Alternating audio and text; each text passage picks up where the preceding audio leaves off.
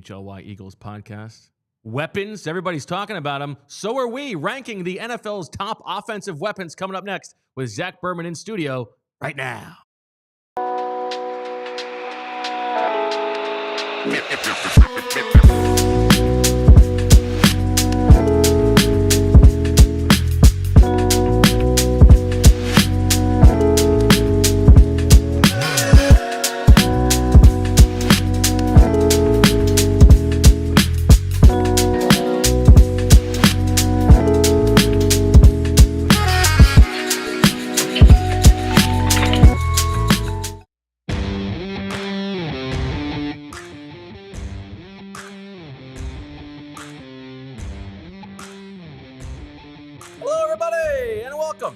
PHLY Eagles podcast on a steaming Tuesday afternoon. Bo Wulf, Zach Berman, typing out the show tweet. How you doing, Zach? I'm doing great. How about this for summer news for you?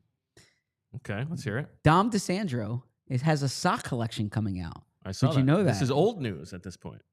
Oh, okay. Well, I think it was announced yesterday by People Magazine. I didn't read People Magazine. I think I saw it on Instagram over the weekend. Okay. But we didn't discuss it on Monday's show, so. I just thought that you didn't think it rose to the level of news. Nah, I mean, good for Dom. Yeah. Capitalizing on his I feel name. like Dom has not cashed in even as much as he could. No, I agree with that. I agree with that. But must be a tough vetting process for him to pick, what to say yes to. True, but so they showed his office. Okay. In the. You are studying that thing, looking for any kind of clue, I study any little nugget you can get. Yeah, I study office photos. You always try to. Sure. So he's got a good sign up there. One of the great Zach reporting-isms is studying the office. Tell me about your office. Tell me why this is here. Tell me about why this is there. It's because it reveals a lot about people. Okay, and what did you learn about Dom? So in the office, right behind his desk, he has a sign that says, and this sums up Dom. Let me drop everything and work on your problems. And then he has a lot of other things that we can discuss at another point here. A signed picture from Nick Sirianni in his office. I'm curious. That's from The Godfather, but I'm curious. How did you know that? Did you know that it was from The Godfather? Did you recognize it was from The Godfather? Yeah, I recognized it from The Godfather. Good for you, a little pop culture. A big magazine cover with Jason Peters. Okay. Loves a JP. Or actually, that might not be The Godfather. That might be... Could it be Scarface? Scarface, yes. Scarface, sorry. And then, yes, so he's got Nick Foles' book. I got to give Dom a copy of my books to put up in the office. Yeah. So how about Dom with a sock collection? Give him the book and say hello to my little friend. Oh, look at that. Would you like those socks? My son would love those socks. Yeah? Big Italian fan? Big Italy fan? Yeah, I mean he's not anti-Italy. He likes it, but he likes colorful socks. Okay. Like I'm very understated in my sock collection. Black and white. That's it, right? No gray. Your favorite color? Gray is my favorite color. But no, he likes all these different types of socks, and then likes the flashier. He's got drip. He does that. So he actually does something each day where it will be like a drip check where so he'll say to me, shoes drip, shorts no drip, shirt no drip, hat drip. Yeah. Okay. And then for himself or for you? No, for me. For you, and then he evaluates himself and he's like drip, drip, drip, no drip, drip. Like anything that that like Emily makes him wear that doesn't have drip. Okay. But today he went to camp wearing a Cincinnati Reds City Connect jersey. Ellie De La Cruz? Or? Well, the place that I get them, they don't put the names on the back. Some guy. No, literally. In an alley. Yeah, literally. The place where I get them, like you got a dealer. If you know, you know. The people in the chat from Friday's show identified well, like where I get these jerseys. So.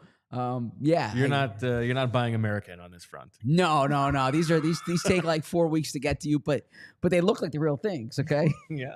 Smell like it too. So how did you do on today's drip check? Well, when he left, I was going to the gym, so I wasn't in the East Coast. So I had 2 of the 3 things were trippy, and one wasn't. Yeah. Okay. So anyways, sorry to deviate there. I was trying to buy time as you were typing. How did you feel about yesterday's quarterback rankings? After we settled on them.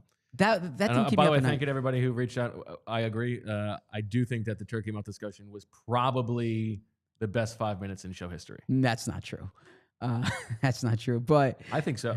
But yeah, no, I thought it was a good discussion. He also, by the way, has Jeff McClain's article up here framed as well. Shout out to Jeff. You gotta get you on there.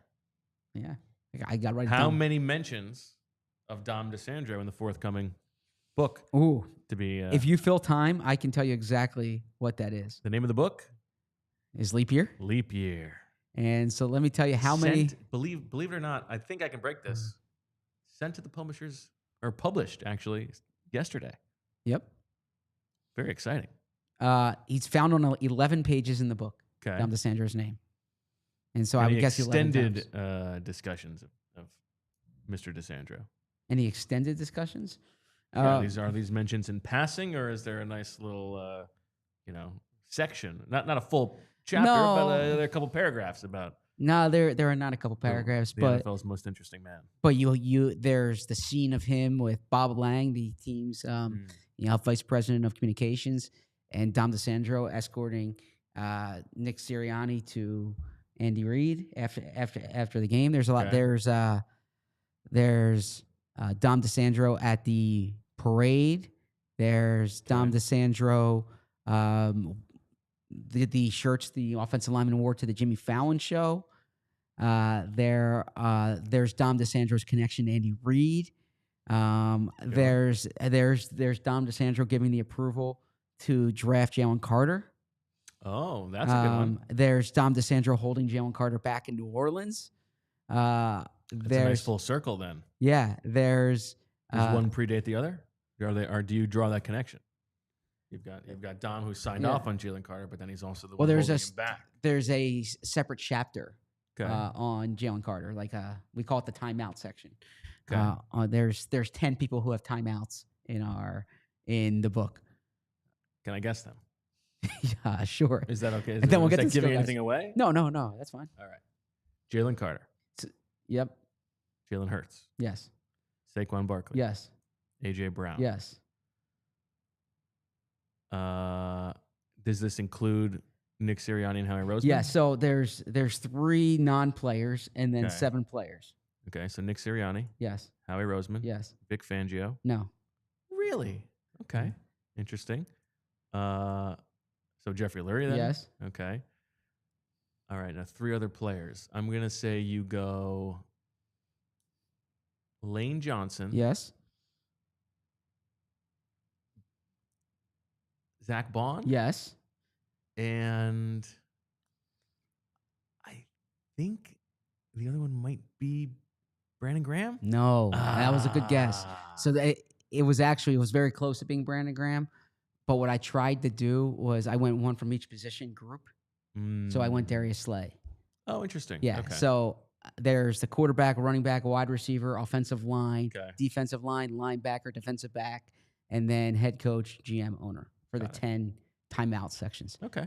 Yeah. I look forward to it. And then there's Dom at the White House as well. And then there's Dom with Cooper DeJean when Cooper DeJean's draft visit, telling him you're going to come back here. And then there's the shirt that Jason Kelce wore on Monday Night Football for the Eagles' first game, or the Italian jumpsuit rather, when he appeared on the commercial with Dom DeSandro. There you go. Super chat from Tim, who says, "Nice pick at shortstop last night at softball, Bo. Ooh. I didn't stay around for too long after our earlier game. Did you send one out to Gray's Ferry?" Yeah, the softball season has started. Shout out to Tim. I did something last night. Now I did hit one over the fence last night. But what a flex. There's a new rule that when you go down the short left field line, it has to go over the trees for it to be a home run. Otherwise, it's just a double. I didn't know that rule. So I hit over the fence and I'm trotting around like I hit a home run. And then like, no, it's a double. It's a double. But then I did something last night in softball that I don't believe that I have ever done in my life. I could be wrong, but I don't think that I've ever done it before. After that home run or double, my next at bat, I swung and missed. You've never swung and missed before? Never. It was like I had been placed under a curse. It was bizarre. All of a sudden, I just were you swinging for the fence? Lost it. Well, it's possible that I was trying to elevate a little bit more to get it over those trees. Yeah. But all of a sudden, I didn't have the juice. Also, longtime listeners should know that we had this discussion last year when there was a runner on first base and a rocket was hit to me. And I made the just animalistic, instinctive decision at shortstop to let it hit my glove and drop and then get the double play. Tyler, I think, it's like, it no infield fly rule? It didn't feel sporting. But I couldn't help myself. Yeah. So the same situation happened last night, except it was a little bit softer. I had more time to think. We were winning the game handily. It would have been really uncouth to do it then. So I just caught the ball. We live and learn. We can still grow at 39 years old. I'm still amazed you've never swung and missed in softball specifically. I mean, yeah, I shouldn't, but I don't know what to do with myself. Yeah. Well, you just gotta have a base hit swing. I was reading last night. No. You don't need to give me hitting advice. No, I was reading a story about Brady House last night.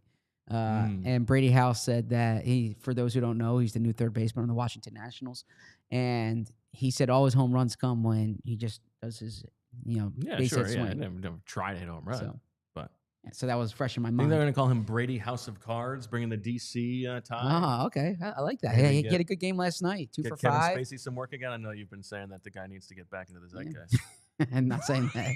2 for 5 and a stolen base, but he struck out, bases loaded. So tough. Yeah. Okay. Anyways, let's get to the. Here is my day afterthought on the quarterback. Talk. Is that I know there are going to be times this season where I'm like looking back and I'm like, I can't believe I ranked Jalen Hurts number 5. Like there are going to be times this year where he's incredibly frustrating. And I think that is part of the Jalen Hurts experience. And there's no guarantee that he's always going to rise to the occasion, but this is a moment in time, Yeah. Let's give the guy some flowers.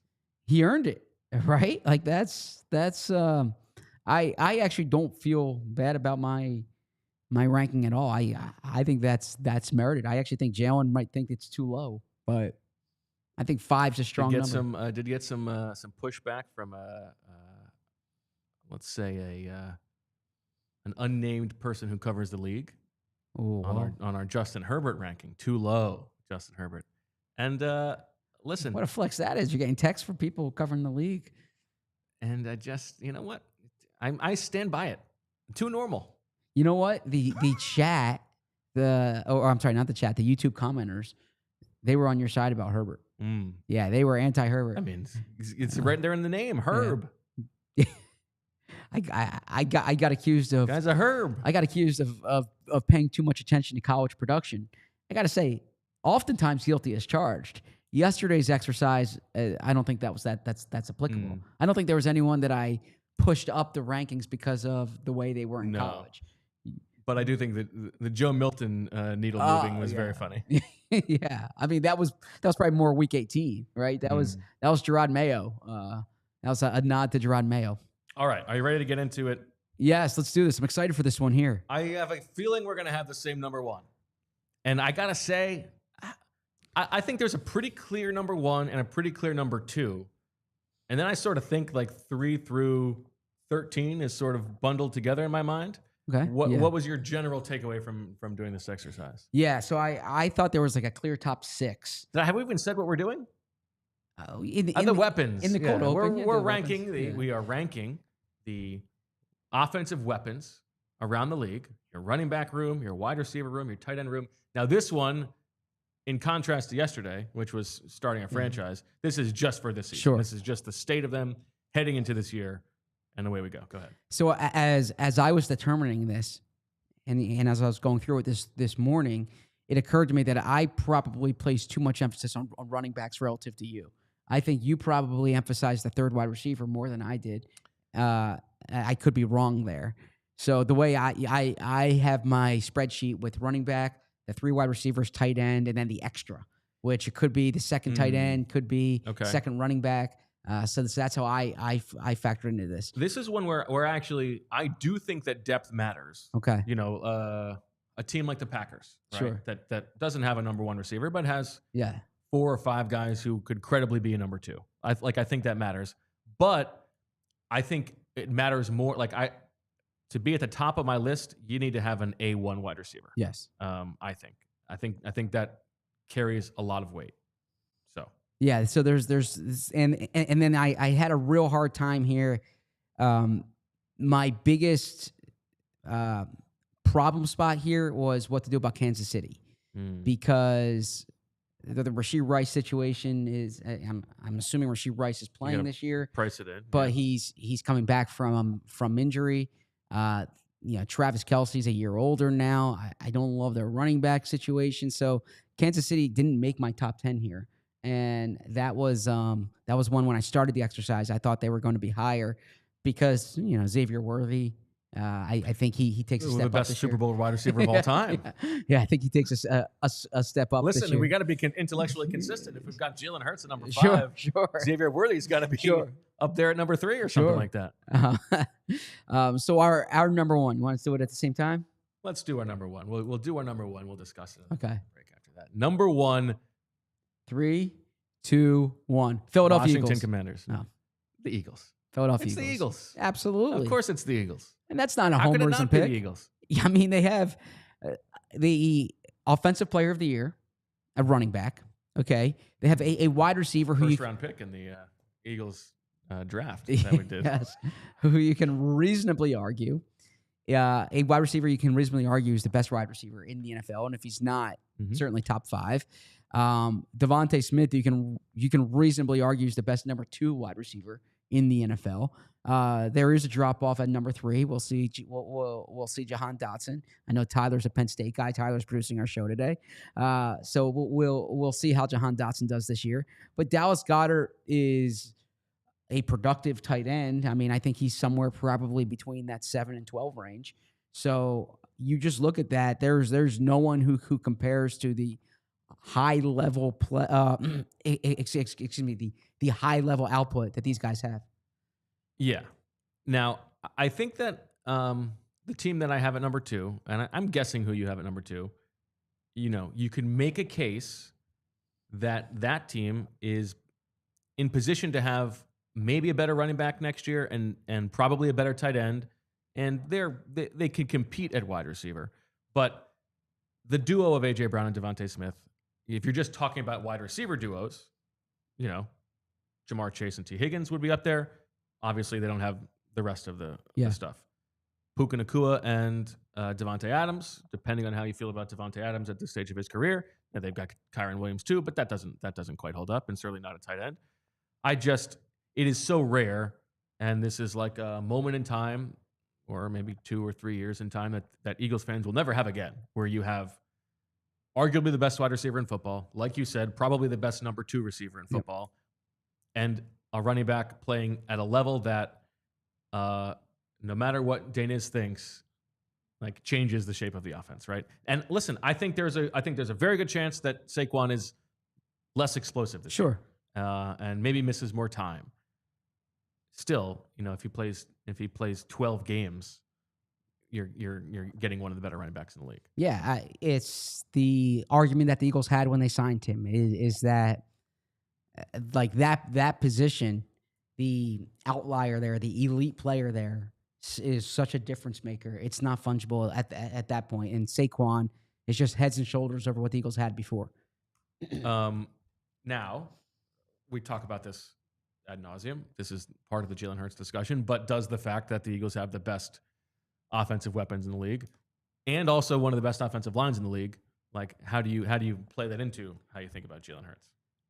Yeah, I mean, it can't be dismissed, but to use like the line Nick Sirianni used after the NFC Championship game, where he was like Tom Brady had Gronkowski, right?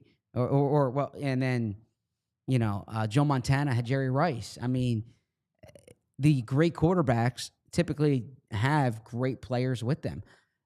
Patrick Mahomes has perhaps the best tight end or one of the best tight ends in NFL history during this period.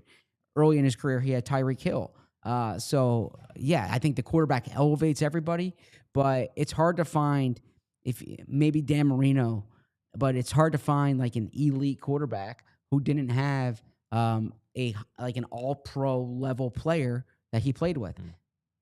I think that's fair. Yeah. Now it happens that Jalen Hurts has many of them, but that's he's still winning with them. So I give Jalen credit. Now I will say last year, entering the season, I had the Eagles at number 3. I don't remember where you had them. I probably had them. I only have access to my sheet, but gotcha. I probably had them 2 or 3. I got to go back and listen to the show. Okay, but so they've risen in the ranks. I do think if we look at last year's, this is one where there is obviously a lot of carryover, as you would expect. Who would be your 6th person on here? Would you go Will Shipley? Would you go Johnny Wilson? Would you go Harrison Bryant? Or do you think this is just a 5-man show? You love Harrison Bryant. You go Harrison Bryant over Grant Calcaterra? Or no, you probably go Grant Calcaterra. I would probably go Will Shipley. Well, that's who I put here. I put Shipley on my list. That's the right one. Yep. Yeah. Okay. All right. Take a quick break. Come back and find out where the rest of the league ranks. Who's number 2 on the PHLY Eagles podcast? We start with our friends from Parks Casino. You know about Parks Casino, close to everywhere. But what you also need to know is that you don't even have to be at Parks Casino to enjoy Parks Casino. Because one thing that's great about Parks Casino is the Bet Parks app. All the games we love to play in person at Parks Casino, like pop culture slots, roulette, cards, dice games, and more, can also be played on the Bet Parks app. Parks Online Casino has the games you love, whether you are at home or on the go. You want to join the fun? Download the Bet Parks app and create an account today to receive an offer that you can't pass up. New users are eligible to receive up to $1,000 back if you are down in the first 24 hours after signing up. BetParks Online Casino is available to Pennsylvania, New Jersey, Maryland, and Michigan residents. Terms and conditions apply. Parks Casino, this is how you win. You must be 21 and over. Gambling problem? Call 1-800-GAMBLER. So we all have financial blind spots, right? In my case, I learned a financial blind spot is like vacation spending. I took Reed and Sloan to an arcade last week, and I got them too many tokens, right? And I looked at my credit card receipt, and I'm like, should I have spent that much on tokens? And I point this out because finances can be messy and confusing. Monarch Money acts like your personal CFO, giving you full visibility and control so you can stop earning and start growing. It's more than your average budgeting app. Monarch Money is a complete financial command center for your accounts, investments, and goals. Don't just manage your money. Start building wealth with 50% off your first year for with 50% off your first year for our listeners. So I look at Monarch Money and I think about like the times when I might have overspent, such as the vacation arcade room. I think about I think about wasting money maybe on like do I really need that dessert with dinner? You can get stressed about your finances. Monarch Money can help you with that. Start measuring your finances to build the life you actually want. Monarch makes managing money simple, even for busy lives. Was named the Wall Street Journal's best budgeting app of 2025, so you know it's good. The top recommended personal finance app by users and experts with over 30,000 5-star reviews. Get control of your overall finances with Monarch Money. Use code PHLY at monarchmoney.com in your browser for half off your first year. That's 50% off your first year at monarchmoney.com with code PHLY. All right. It seemed like you thought that I shouldn't lament the arcade spending. Correct. I mean, come on. I think it's like that you get all these tokens. They run through them in about 30 minutes. They get the tickets.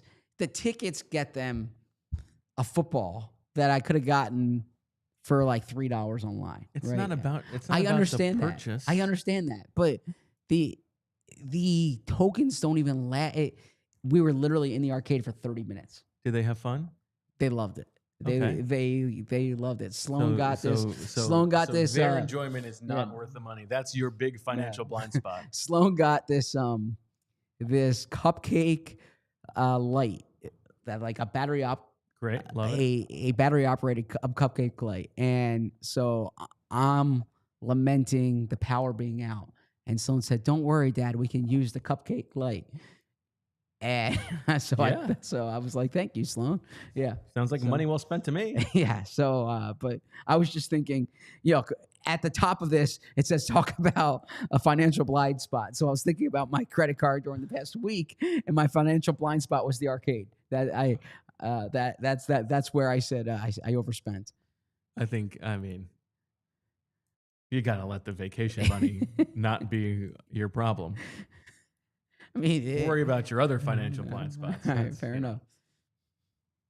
Come on. Good thing is I'm saving money on the City Connect jersey. So yeah, there you go. Exactly. All right, who's your number 2, Zach? My number 2 is the Cincinnati Bengals. Oh, interesting.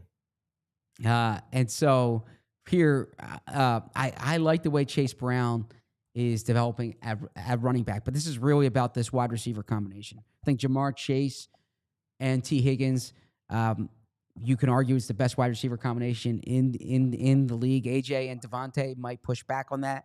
I thought Mike Gesicki, shout out to Penn State, had a really productive year last year. They gave him a new deal in result. Your boy is the wide receiver 3, Andre Iosivas. Yeah. Did I pronounce it correctly? I think you were close enough. Okay, good. Yeah. Zach Moss is the extra guy here. That one you got right? But yeah, I mean, Chase and Higgins, and then the emergence of Chase Brown makes me go with them number 2 here. Okay, I have him at number 4, but I don't really disagree with that. If you were caring the most about just the wide receiver tandem, sure. Who's your 2? My 2 is the Detroit Lions. Interesting. Okay. Where do you have the Lions? I have the Lions at 5. Really? Yes. Interesting.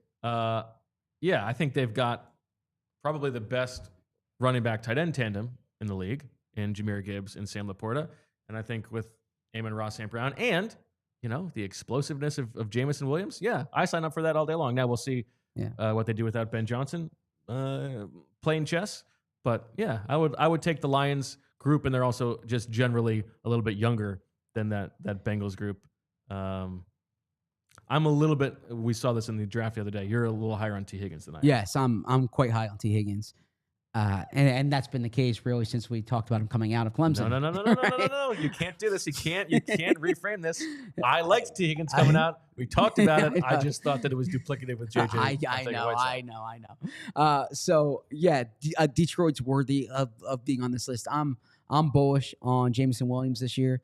I think Jamison Williams is really going to emerge. So when I do that fantasy show with Jamie, we'll be talking about Jamison Williams on there. Sam Laporta, I really like him. David Montgomery's a strong complement in the backfield. I probably thought, though, that between Williams and Tim Patrick, that number 2, number 3 wide receiver spot doesn't give them the edge over. Don't sleep on Isaac Taslaw. Your boy. Yeah. Arkansas. You know him, baby. Yes. Did you see, by the way, that play in the College World Series, the Arkansas second baseman? Oh, I did, yeah. Yeah, that's a tough one. Felt for the guy. Yeah, tough. Yeah. Okay. Number 3. Who's your number 3? My number 3 is the Miami Dolphins. Oh, I dropped the Dolphins down. So actually, they are in my 11. They're not in your top 10. Not in my top 10. Wow. So this is good. We have discrepancies today. I thought we agreed too much yesterday. I think that's a little silly that I have them at 11 and not 10, looking at my number 10 right now, but that's okay. Well, I got to preface this by saying longtime viewers here know, going back to Texas A&M, Devon Achane is a guy that I've been bullish on for a long time. I mean, he is such an explosive player. You read the reports coming out of Dolphins camp and the way he's playing this summer. So I'm big on Achane. And then you got Tyreek Hill and Jalen Waddle, who, along with the Eagles and the Bengals, are in the top wide receiver duo combination. A big question here is what they do about Jonnu Smith. They're rumored to trade him. Jonnu Smith, who grew up right over there. If they trade him, they don't have a number 2 tight end. They have Farrell Brown as their number 2 tight end. But I think that between Achane, Hill, and Waddle, their third wide receiver is probably Parker Washington. I like what the Dolphins have here. I worry that Tyreek Hill is a significantly declining player. Okay. And I like Jalen Waddle, but he's not enough to make up for that for me. And yeah, I don't like A-Chain as much as you do. He's explosive. Okay. Looking at it now, I wish I had him at 10 instead of 11. But who's your 3? My 3 is the Houston Texans. Interesting. They're my number 10. Wow. Interesting. Yes. Nico Collins, bona fide number 1. Yes. And then this is where you talk about depth. Christian Kirk, cromulent player. Yes. Tank Dell, when healthy, very good player. Are we sure Tank Dells can play this season? No, but I didn't realize until looking. I just hadn't internalized it that they double dipped on the Iowa State guys. Sure, and Jaden Higgins and Jalen Knowles. So I think that's a really nice pool to develop from. Dalton Schultz is a fine tight end. Yep. Nick Chubb, backup. Yeah, I'm not. Chubb is not necessarily killing it for me, but that wide receiver group, top like 1 through 5. Is maybe the best in the league. I always thought John Mechie was underutilized, so maybe he gets more of an opportunity there. Maybe. So, that's. They're your number what? They're my number 10. Wow. Jeez. I should have had them higher here. Okay. Idiot Sandwich says, did you guys see the Pablo Torre piece on Roger Goodell and the owner collusion around guaranteed contracts? Would love to hear your thoughts on it and the arbitrator findings. Yes. Actually, Zach and I pulled into the parking lot, and I told him I had been sitting in my car for about 10 minutes finishing that episode. Shout out to Pablo Torre, who's continues to do a fantastic job. The best in the game right now. Very insightful, and it's not. To be fair, my takeaway: none of the owner stuff took me by surprise. That's of course that's how they operate. It's wonderful to get it on the record, and I would love to know the process by which Pablo went about making that happen. But that's exactly how you would expect the owners to speak. Of course, there is an unspoken collusion going on there. What was shocking to me that I had no idea about was the behind the scenes stuff on the NFLPA, and like, boy, does JC Treader come out looking terrible. And if I was a player, I would be absolutely livid about the sequence of events. So anyway, everybody should listen to that and then, come back and we can talk about it tomorrow. Yeah. So I read, I get the Substack from Pablo, and then I downloaded the PDF of, I guess the deposition. I don't know what. Tell me, you're the one who read it. I don't know what what the right term for that would be. First thing I did was edit find Eagles to make sure that I wasn't missing anything. Eagles were not named in there, but I found the text messages from the owners like so unbecoming. I mean, Michael Bidwell. First off, he's messaging Dean Spanos, right? Dino. DENO caps. And like Dino, my man. And like they're like congratulating each other over this contract they just gave Kyler Murray. Over stifling the guaranteed money. And I thought that was unbecoming. I thought that. Well, I don't think that's unbecoming because that's because you hold them in some regard. These are lowlifes. I just think that that's no way for an employer to speak about an employee. Like, of course, celebrate. Not, like you can say, look, you could say it was important for me based on. I don't know if people talk this way in text, but like Michael Bidwell is a garbage human being. But, of course, he talks like but like, look, we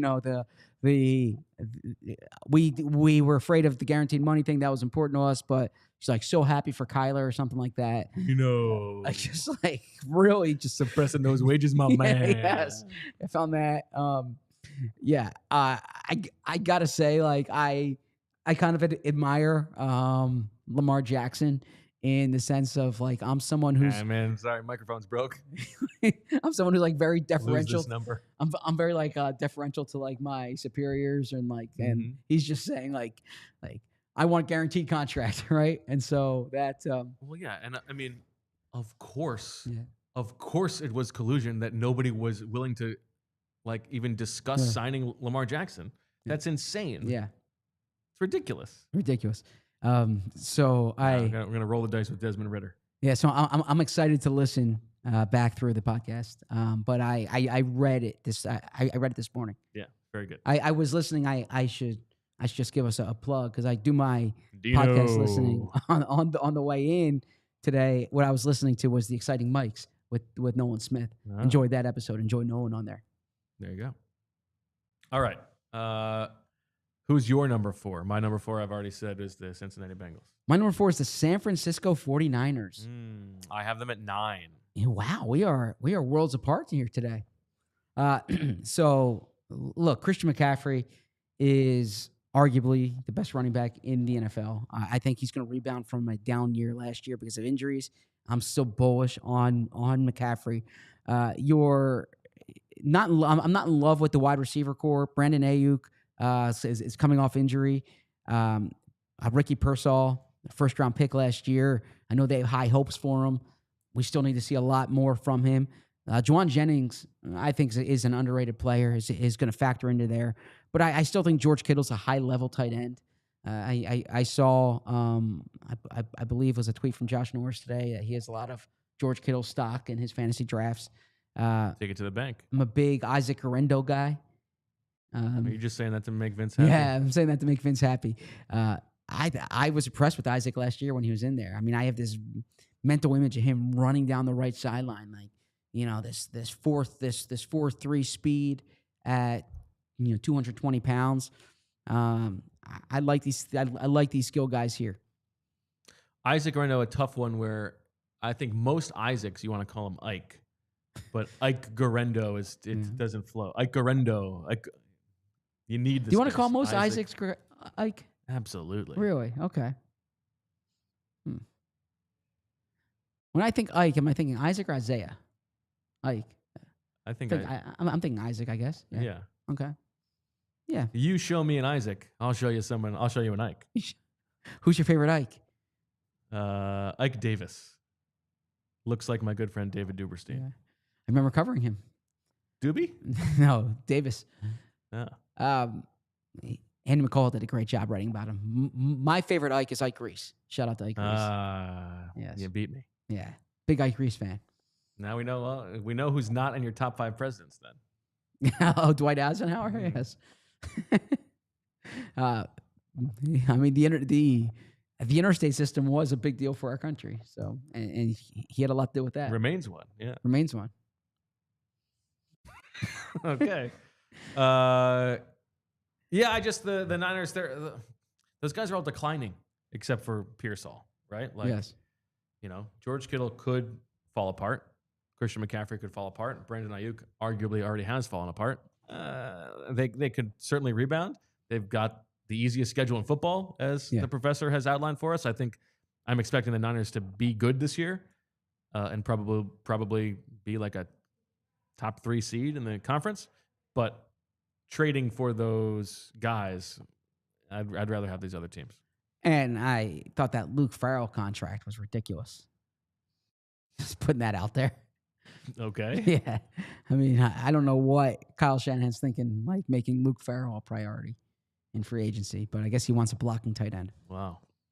Not since Dan Morgan have you absolutely raked an NFL decision maker through the coals more than that.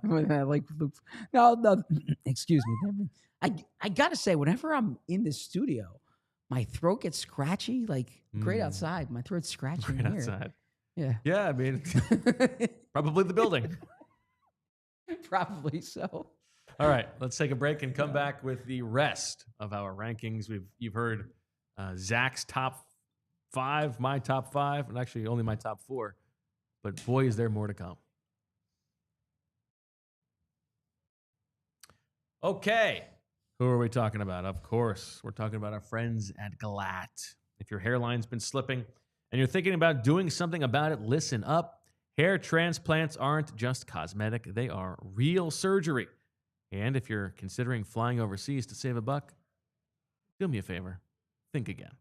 Because at Glatt Hair by Morgenstern Medical in Bala Cynwyd, you're getting care from board-certified surgeons with over 30 years of experience. They follow strict U.S. safety standards and deliver results that actually last. And here's the best part. You can text them a photo of your hair right now, and their team will take a look and let you know what options make sense for you. No pressure, just expert insight. Skip the travel, skip the risk. Get real care from a trusted local team. Text your photo or call 610-980-4000 or visit GlattHairMM.com. That's Glatt Hair by Morgenstern Medical, Let's get that hairline back in the game. I'm looking at some text message exchanges from Sunday night when the Tyrese Halliburton injury occurs. And I don't want to read someone else's text messages here, so I'll just read mine. And I said, are these injuries happening more than before? If they are, there's one place we all need to turn, and it's where we need to turn for any sports injury, and that's Rothman Orthopedic. Let's talk about getting back to what you love, especially this summer. Whether you're biking by the Schuylkill, chasing your kids through the sprinklers, or finally tackling that hiking trail, it's tough when your body doesn't cooperate. That's where Rothman Orthopedics comes in.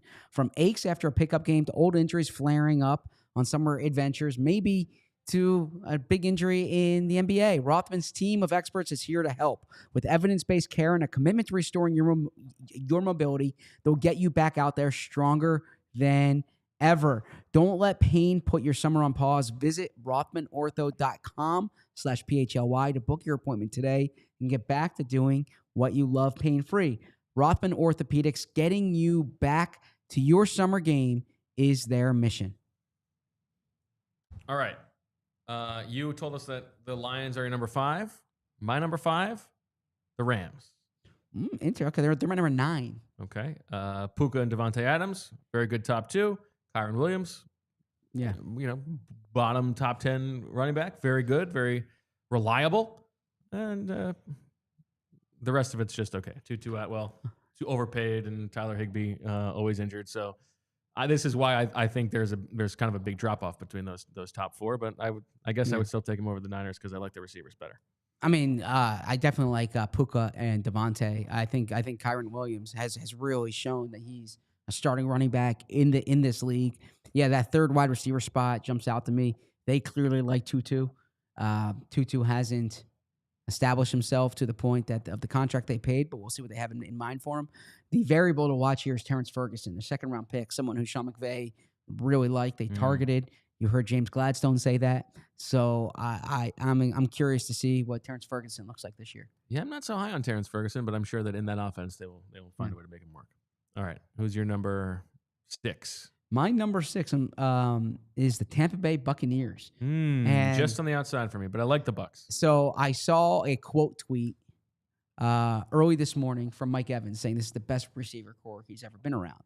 And you look at it, and they got Mike Evans, they got Chris Godwin, they got Egbuka, who I really liked coming out this year. And then, I mean, they're deep even behind him with, Jalen McMillan, who was a second-round pick a year ago. They have some options there.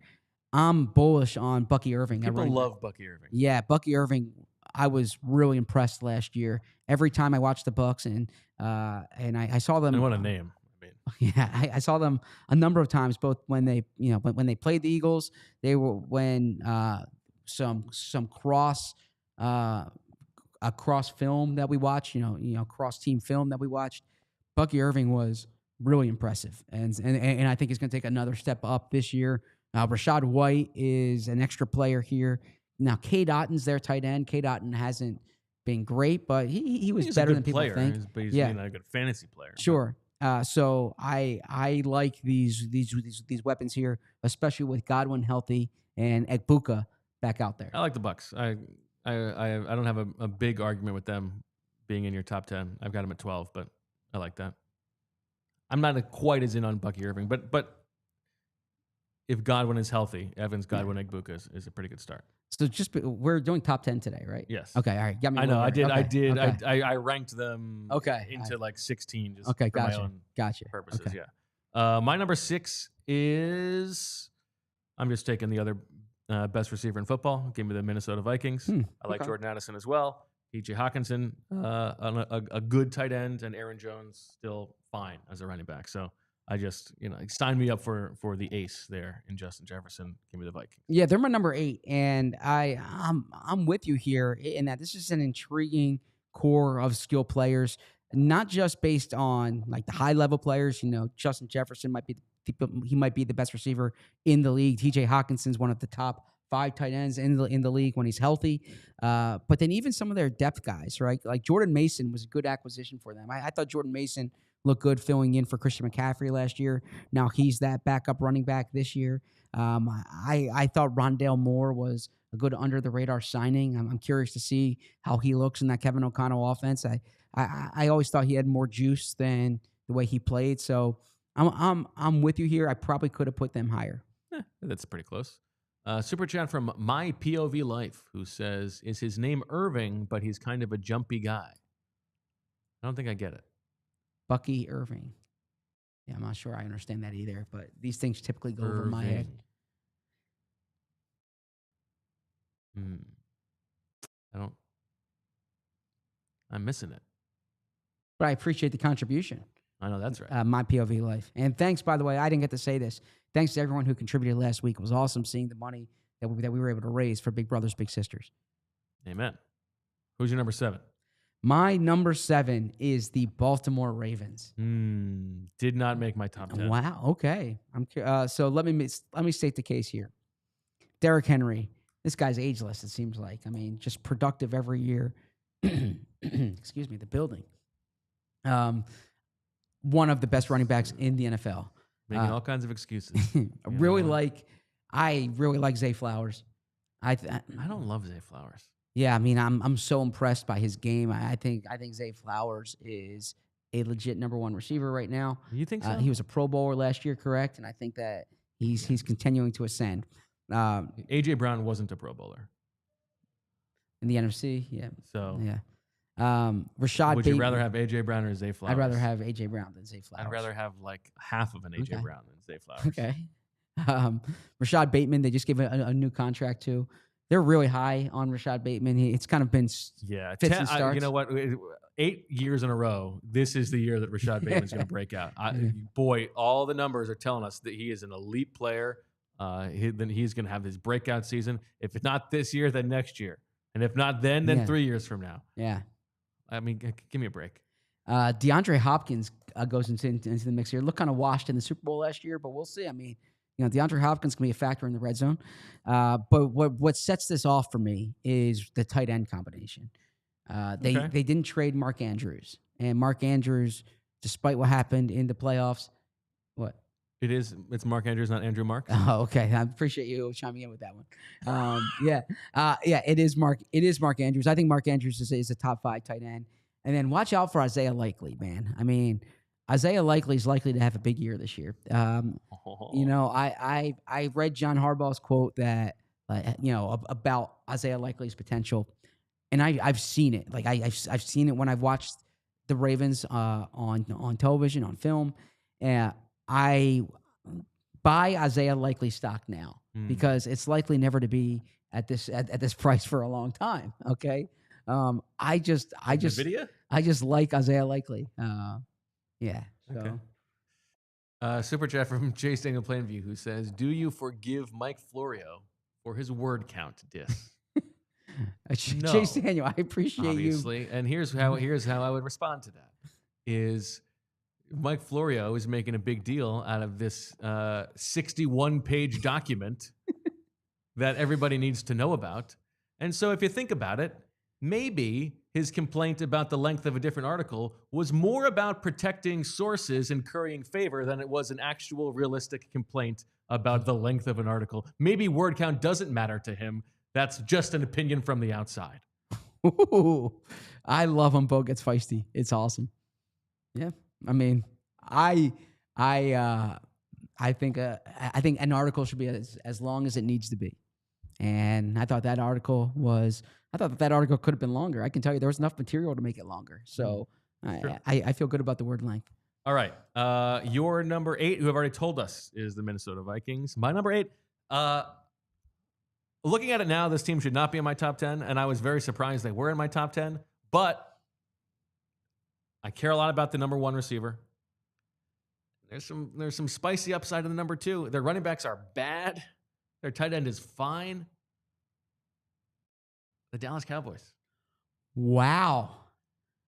I like CeeDee Lamb so much. Is this a George Pickens vote of confidence? Well, it's really more of a CeeDee Lamb thing because the other teams who I'm considering with these last couple spots, I like CeeDee Lamb more than Mike Evans. I like CeeDee Lamb more than Rashee Rice or Xavier Worthy. Yes. I like CeeDee Lamb more than Brian Thomas and Travis Hunter. I think that's a fun one you could Yeah, bet on. that was a fun one. I considered I that. like him more than Zay Flowers. I like him more than Lad McConkey. So I'm betting on the guy who's the best. And the running backs are bad. They've been bad. Like crazy that they didn't do anything else there. But you can get away with, replacement level running backs. I think Jake Ferguson's fine. And so if George Ferguson Pickens, is a good player. If George Pickens can be,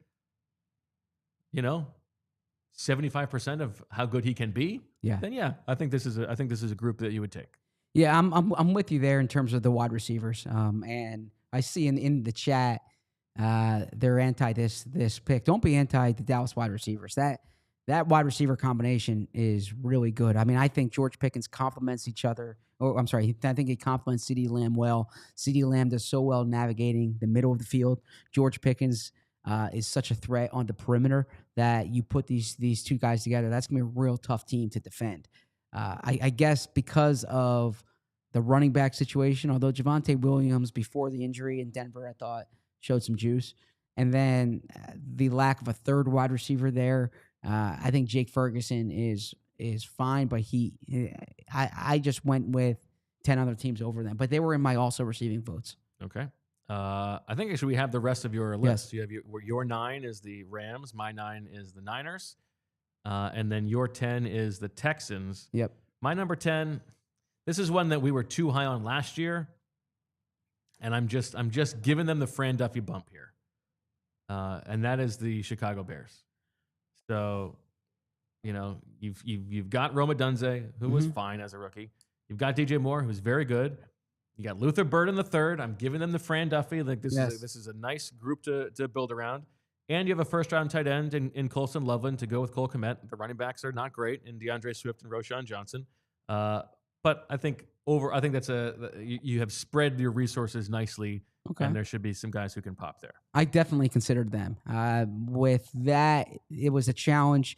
There were a few teams, Chicago, LA Chargers, Jacksonville Jaguars, where I struggled with how to project the rookie, right? Because, look, if Colston Loveland and Luther Burden are immediate impact players, then they're a top 10 skill group because, like you said, you have DJ Moore. I think Rome Odunze gets better in year 2. I'm curious to see DeAndre Swift. So I like a lot of what they have. It's just hard for me to project the Burden and Loveland part of this. Totally reasonable. Anybody else who you think was worth discussing? You mentioned the Jaguars. The Thomas and Travis Hunter is fun. The Jaguars and the Chargers. Yeah. Were two teams there because, look, Lad McConkey looked real good last year, and now they bring Mike Williams back. The challenge there is Omarion Hampton, and is Omarion Hampton really good? Is he? So that one is a difficult one to project. Jacksonville, if Travis Hunter is, Brian Thomas looked like one of the best receivers in football last year, right? So now you have him, you have Travis Hunter. And then they have a number of running backs who are interesting. I'm curious to see what Liam Cohen does with them. I was paying a lot of attention in these rankings to Seattle because it really depends if Cooper Kupp is washed or not. If he's not washed, you put him with Smith-Jigba. That's an interesting group. Yeah. I like their running back combination of Kenneth Walker and Zach Charbonnet. So that's one that I paid attention to. They got Elijah Arroyo, another sure, bump. Exactly. So they were a consideration of mine as well. Those were really the. There's one more I wanted to ask you about, and then Kansas City, of course. There's one more I want to ask you about. Yeah. And boy, if they had any wide receivers at all, you could make a case. But the Raiders with your boy Brock Bowers and now Ashton Genty. That's true. That's pretty fun, right? That's true. But their wide receivers are so bad. On paper. Yeah, we'll see what they do there. Now, did you pay? I'm curious. On your list was Washington on there? Because not in consideration. Because they have Terry McLaurin and Deebo Samuel now, right? And so it really depends. If you think Deebo can be the Deebo from 2 years ago with Terry McLaurin, Zach Ertz at tight end. Zach Ertz had a strong year last year. That's a team to pay attention to. Much to Nick Sirianni's chagrin. Apparently so. Yeah. Yeah, no, not in consideration for me. So what was the biggest change from I think Terry McLaurin's very overrated. Okay. Really? Yeah. Why? It's a bold take. He's been a target hog on a bad offense. Okay. I think he's a very good player. I remain mystified that he made the Pro Bowl over AJ Brown last year. I agree with you there. They're not even in the same species of player. I mean, they might not even be the same species. AJ's outstanding. But yeah, no, I hear you. I hear you there. I have a lot of respect for Terry McLaurin. I think he's a really good player. He's a very good player. Yeah. Happy to have him on my fantasy team. Sure. But. Now, there's one other team I want to ask you about, and don't laugh when I bring this up.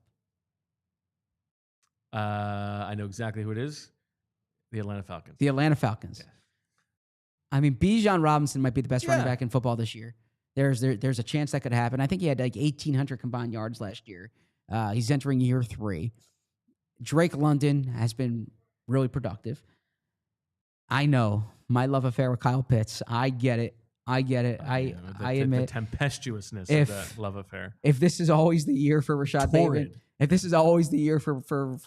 Bateman, whoever I do fantasy football with they'll just pencil Kyle Pitts on my team. I mean, when I have my auction, I'm sure everyone's just going to bid up because they know that I'm going to use my money to get Kyle Pitts because I believe in Kyle Pitts and I still believe in Kyle Pitts. But honestly, this is more about Bijan and Drake London, 2 really strong players who, like, you can make a case that when we have this conversation in a year, Bijan Robinson is the top running back, and you can make a case that Drake London's a top 10 wide receiver.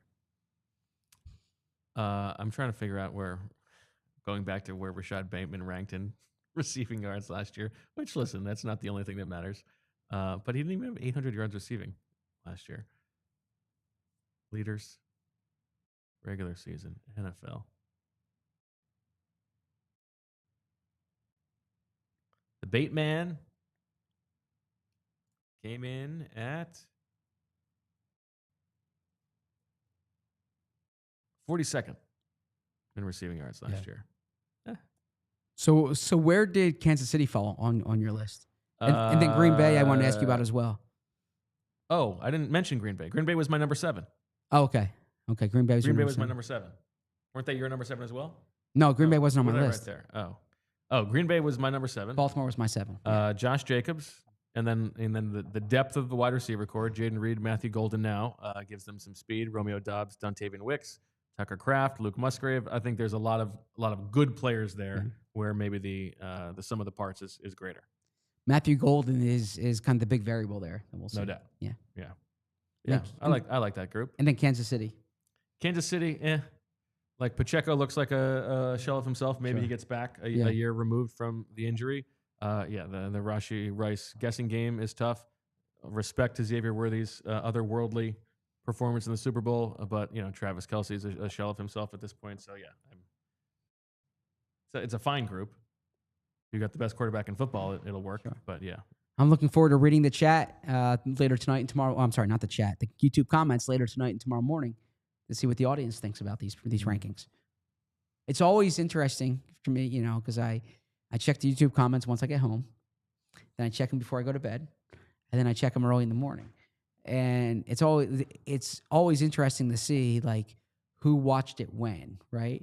Because I think we get a big overnight viewership. I don't know if it's people who, they're in different time zones, or maybe they just struggle sleeping, or but yeah, we get between 11 p.m. and 5 a.m. we typically get a good audience during that time. Is there a form? We'll answer this question in a minute. I'm gonna let you think about it. Is there a way that someone could listen to the show that would disturb you? We'll find out in overtime.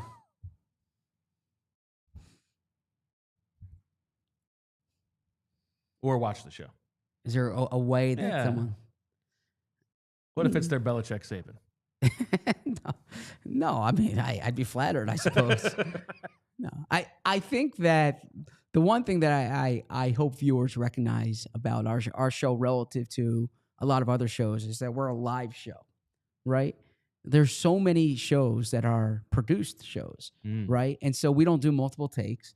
We don't do, like, if I say something And I'm like, oh shoot, I regret that. I can't be like, let's take that out. Right. True. And there's a lot of shows out there. Stop down. All right. 3, 2. Yeah, exactly. There are a lot of shows out there where it's like someone doesn't articulate the point they want, and so they just redo the point. Yeah. And so I'm not asking for grace from commenters sometimes, or from because look, I'm looking for all types of constructive feedback, even unconstructive feedback. I'm looking for, but I think like if you make a point that's not like totally cogent in that moment, or you can't quite get the word you're looking for. Raw, baby. This is live podcasting, which is different than a lot of other shows that are packaged and produced. Not to say our shows aren't produced, but it's not like, there are some shows where they'll film this segment this time, and then it's not even sequential. Now, how would you compare that then to just an hour of a radio program, which is also live? So I would also say, and look, I know there's a lot of people who would disagree with me on this too. I think radio programming, I think radio is actually easier than this, because radio, you have breaks. Like we do all live ad reads. So in radio, you have those 2 minutes or so to catch your breath. If it's a 6-hour shift. Well, yeah, the 6-hour show. Now, the thing that is really hard, and there's some podcasters who do this, but this is more what you see in radio, is the solo show. Solo's tough. The solo show. And look, I grew up with a clock radio in my room, listening to WIP, and falling asleep to that every night until I was old enough to get a TV. And I can tell you, like, it was like they were having a conversation with me, like the great overnight hosts. I suppose that's what they do. Unbelievable skill. I would really struggle, I think, with the solo show, because, I just, that would be, I need to bounce thoughts off somebody. That's all. That's a skill that is amazing to me. I agree. Yeah. There was a time period, guys, when I was kind of getting my first break as a host, where I was doing 8 to midnight Sundays solo. 8 to midnight. Yeah, it sucked. It really. Were there callers? Usually till about 9:30, maybe 10 o'clock, and that was about it. Yeah. You see, because I'm confident that I think I can do a decent solo show during drive time, right? Sure. If you're giving me callers, I can get you from call to call. I can get you in and out of breaks. But it's the overnight shifts that are amazing to me, when I just saw condensation coming. Honestly, less than it's been the past couple of days. That is amazing to me. So I admire the fact that you did that, Tyler. I once did that. I don't ever want to do it again. Don't get me wrong. Would you would you sort of redo the show every hour? So it was, you get guests. You hope your producer is, so like I came up as a producer first. So like but I always wanted to host, so I could bounce back and forth with my host. But if your producer wasn't on air ready, that's when it was really hard. Yeah, that's tough. Okay. Yeah. What else you got? What else I got? I don't know. You tell me. Did we hit all the super chats?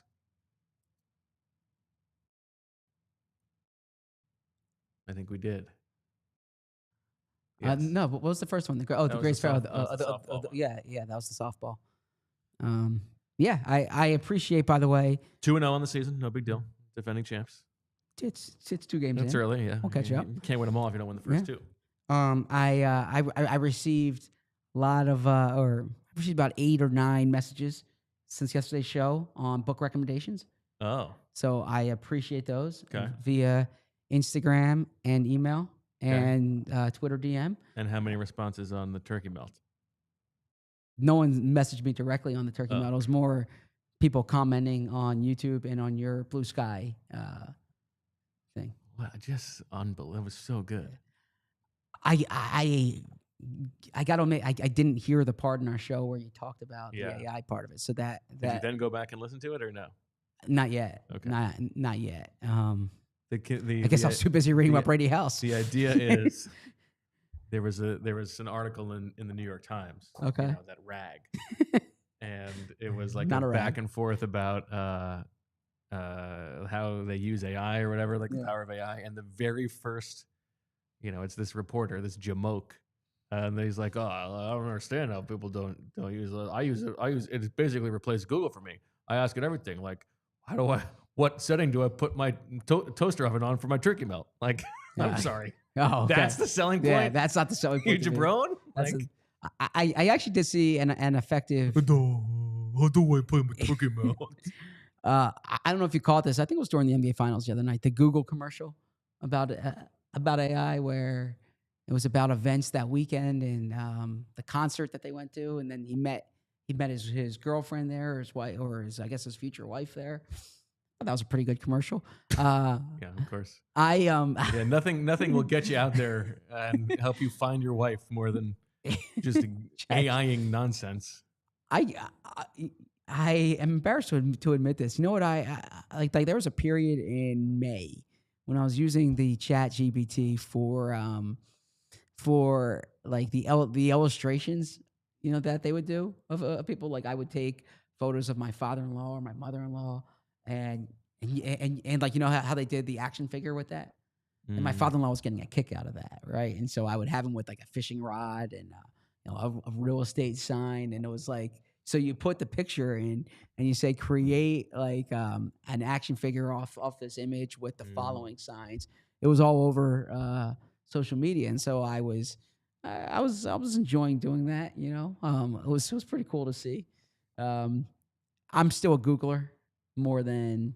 Will you acknowledge that the quality of Google has dropped precipitously? I never look at the AI summary. Like I Google to click on links. Like, but even that has gotten worse in terms of like the SEO part of it. Yeah, but I'm a pretty good. Even Google News is bad now. Like, yeah, I'm more of an Apple News guy, if I'm being honest with you. Okay. But yeah. So it's like most things, they make it so that you have no choice but to use it, and then they make it worse, and you have nowhere else to go. I think that you're generalizing. I think there's a lot of. I think AI could enhance a lot of projects that you do. It could expedite things. It could. There are things that it can be useful for. Absolutely. Exactly. Yeah. I didn't read. It does not need to be foisted upon us at every turn without any choice, especially when it is not ready for prime time. It's really good at diving through your code or whatever it is if you're a developer or whatever. Yeah. It's not good at the stuff that it's being like shoved down our throat to be the only choice for. Sure. No, you're right.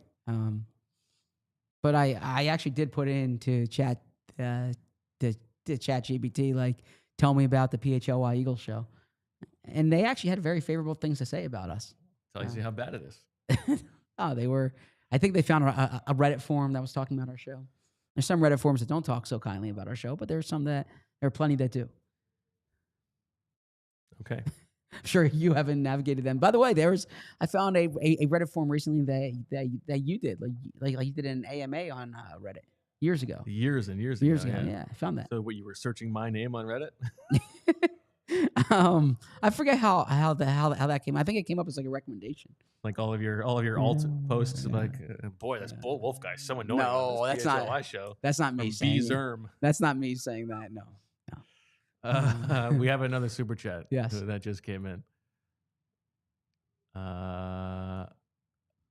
From, can you scroll up, Tyler? Sorry. From Claire. Please, Osprey's week of July 27th, since I am solo. Thank you. Don't know what you're talking about, Claire. Nothing to announce on that front. There we go. My friend Sean texted me last week saying he has a lot of like real life situations that he wants to run by Bo and me. Should he send him to Julia? Should he tell me directly? And so, do you have one? Yeah, let me see if I get one here. If you can fill time. This is your answer to all the love that the mailbag segment was getting on the Philly special that you were upset about. Okay, so here is one. Okay. Okay, he said there's a part here that might not make it into the show. That's up to you in this moment. Okay, he's taking an Uber to the airport. The driver is an awful driver to the point.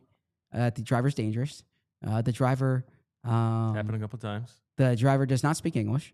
That's just like I'm just setting the scene here. It's a point of fact. Yeah, so it's not someone you're having a conversation with. Yeah. I imagine. Okay. I want to support him during this time, given all that's going on, but he's really a terrible driver. What should I do from a rating and tip perspective? More curious about how Bo would answer this than you. So, yeah. I think the right thing to do there, given the way you feel, I think you got to ding him on the ratings. Maybe give him 0 or 1 stars if it's that bad. Yeah. As something of a warning to other drivers and for him to know that he was not being safe, and then you can still tip him what you would normally tip. Okay. How about you? I think that's the way to do it. Yeah, I don't buck on the tip. So I would probably do the tip because I want to support the guy, but I would I remember famously I did in that Panthers game in 2017 when the Lyft driver ran over my foot, still gave him 5 stars. There you go. But he was otherwise driving normally. Yeah. I'm not a rater. Really? Yeah, I never rate. I probably should because I read podcast ratings, so I want people to rate and review. Here's another one. Well, we can end on this. Okay. And I haven't read this one yet, so I hope there's nothing here that's concerning. I probably should have given a pseudonym instead of saying who gave this. Here's another. You're in the boarding line at the airport. A normal-looking woman in her mid-50s comes up to you and says that she's deeply concerned because last night she had a dream that this plane was going to crash, and 2 things that were in the dream this morning had already happened. She says she knows she sounds crazy, but she advises you not to get on the flight. Her last warning is that it is a flight attendant with a very specific pin is on the flight that she says you need to get off the plane. You walk on the plane, and that same flight attendant that the lady described is on the plane. What do you do? I'm getting off the plane. Really? If it's that specific and there's the pin thing and that hits, yeah, I'm out. I mean, the pin is a very general thing to predict, right? I mean, I would have to judge the interaction with the woman. Yeah. But yeah, I think if the pin thing hits, I think I'm probably out. I'm good. That's good for me. Yeah, I mean, I think deductive reasoning can get you to a certain point of like describing a flight attendant, and so they probably so you have the pin. You can say dark hair, blonde hair, whatever it may be, red hair, whatever it may be, right? Yeah, but if you leave the plane, the downside is you got to book another plane. Yeah. You look like a fool. You're alive. If you don't, the downside is you die. I have this debate with friends and family members. Like, it's more dangerous to drive on 76 home than it is to ever get on an airplane. Of course. And so, yeah, I'm never worried about. I'm taking my chances whenever I'm usually not a nervous flyer. Yeah. But in that specific instance, if that thing happens and she warns about another thing and then that hits, I think I'm probably scared off. Guys, they made like 4 movies telling you why it's a bad idea to not listen to the premonition. Yeah, you're right. You're right. Now, like, do you follow your dreams, Tyler? If you have a dream, like, do you try to make sense of what it is? Do you write it down? Do you remember dreams? For the most part, no. My dreams are just weird. Okay. Like nonsensical. We can get into stuff. that if you want. Yeah. No, I don't. It's more like just not like it's not like frightening or anything. It's just like nonsensical. I wake up, I'm like, what the was that? It's like me and Zach, our heads are on each other's bodies. Yeah, right. That's actually probably a good example. Like, so no, I would say probably not.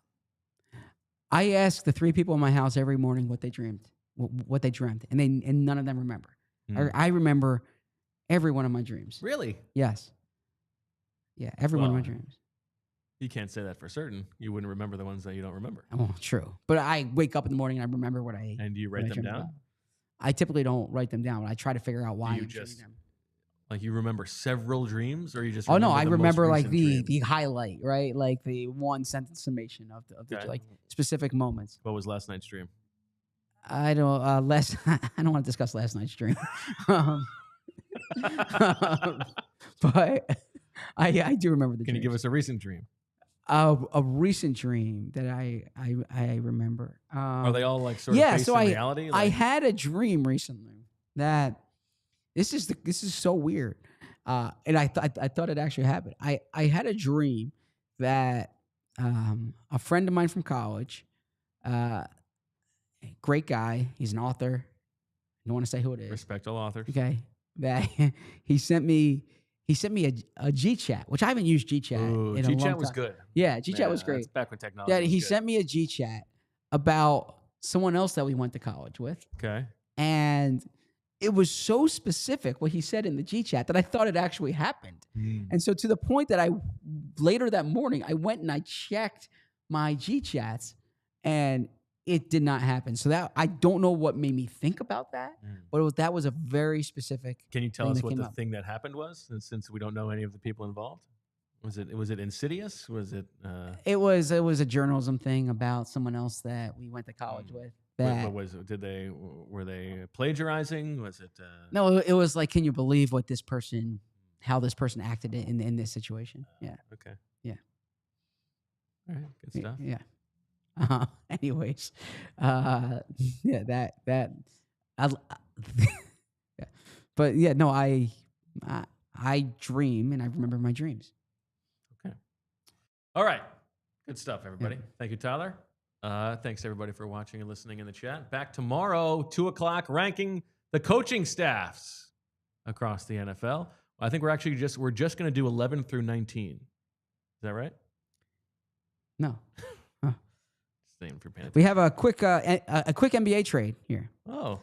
The New Orleans Pelicans are trading C.J. McCollum, Kelly Olynyk, and a future second-round pick to the Washington Wizards for Jordan Poole, Saddiq Bey, and the number 40 pick.